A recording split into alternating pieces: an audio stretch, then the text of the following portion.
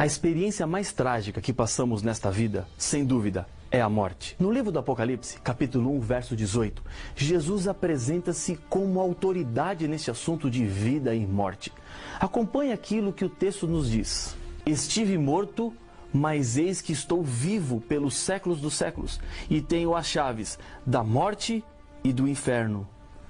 A morte de Jesus e a sua ressurreição resolveram de uma vez por todas o problema da morte e do pecado, que alcançou todos os seres humanos. E Jesus, por ter morrido e agora estar vivo, pode dizer com autoridade o que é que acontece quando uma pessoa morre. No Evangelho de João, capítulo 11, na história da ressurreição de Lázaro, Jesus explica o que é a morte. Acompanhe a leitura dos versos 11 a 14.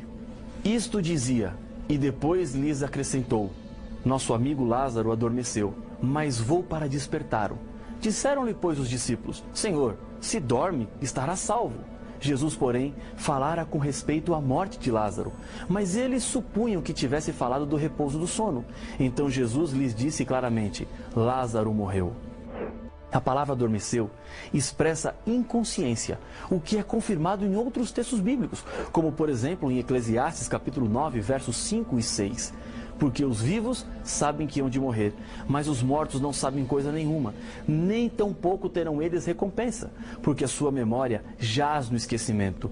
Amor, ódio e inveja para eles já pereceram, para sempre não têm eles parte em coisa alguma do que se faz debaixo do sol.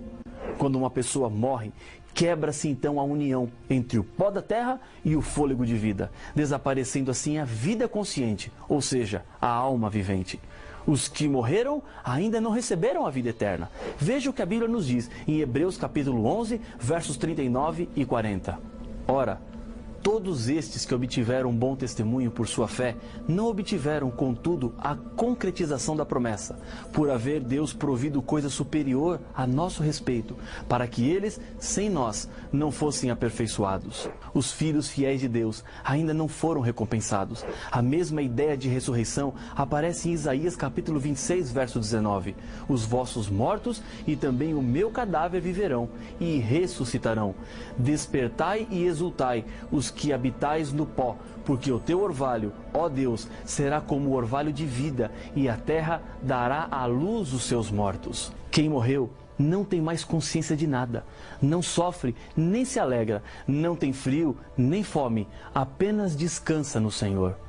No final do Apocalipse, quando João nos descreve o que acontecerá depois da volta de Jesus, a Bíblia nos diz: então a morte e o inferno foram lançados para dentro do lago de fogo.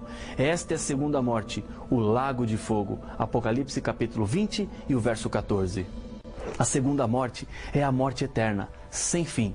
A primeira morte é a do sono, de onde todos os seres humanos serão acordados. Mas para os infiéis que participarem da segunda morte, não há mais despertar. Ela representa o fim de todas as coisas, e todas as mortes terão fim.